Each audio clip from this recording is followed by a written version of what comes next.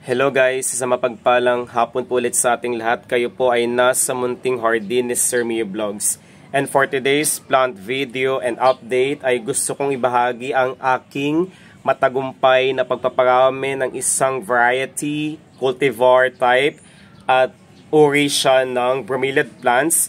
Ito po yung tinatawag na Cryptanthus bromeliad plants. Mas kilala po sila sa tawag na Earth Stars dahil na rin po sa kanilang rosette-shaped arrangement ng dahon or foliage at low grow habit po ang nasabi kong halaman. Nakakatuwa dahil after how many months of waiting, 3 months of waiting after propagation ay namulaklak po ito.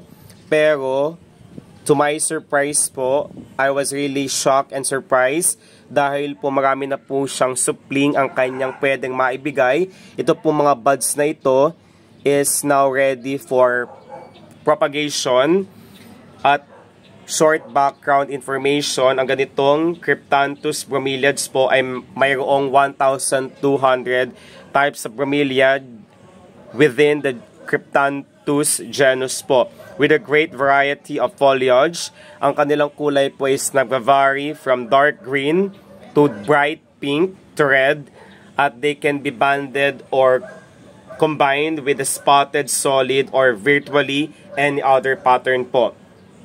So like most bromeliads po, ang Cryptanthus species po are grown for their interesting leaves, but they also produce small but beautiful white or pink flowers in the long run.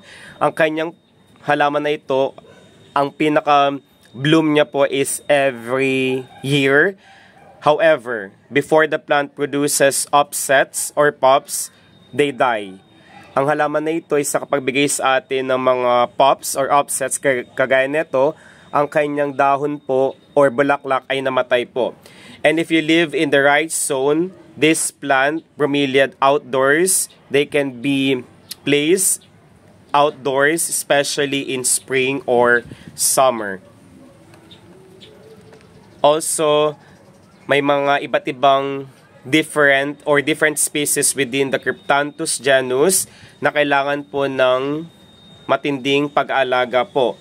At ang ganitong halaman po should be monitored, bagamat they can thrive in humid environments in temperate areas around room temperature. But this plant, take note na napaka-best niyang palakihin kapag meron pong fertilizer ang naibibigay natin sa halaman na ito. So be sure also that these plants are generally terrestrial only, which means that they naturally grow in soil medium rather than being air plant. Okay? Also, ang halaman na ito is blooms only once in the lifetime. Correction, once in a lifetime. At kapag nangyari yon is napakaswerte ang pwedeng maibigay ng halaman na ito. Saan nga ba dapat ilagay? Where can we easily place this plant to attract more abundance, prosperity para sa ating buhay? Meron po kami neto sa center table. Ginawa ko po siyang centerpiece attractor at lucky charm at the same time, dahil kapag nakita ng ating mga panauhin, ng ating kamag-anak, ng ating pamilya, family members, co-workers, or kahit na sino na may maganda siyang shape formation na kanyang dahon, ito po is makapagbibigay sa kanila ng curiosity para po makapag-alaga ng ganitong halaman. At nakakatawa dahil marami na po siyang suloy or supling ang naibigay, at kapag lumaki pa ito, is I'm planning to propagate even more para may pagbigyan po ako ng ganitong halaman. Mas swerte na po ang halaman na ito at mas lalo pang buenas at hindi po mababali or mapuputol ang sikulo ng biyaya kapag marunong po tayo magbigay sa mga taong mas nangangailangan ng tulong ng ating help, assistance, or guidance, especially sa mga taong walang-wala po.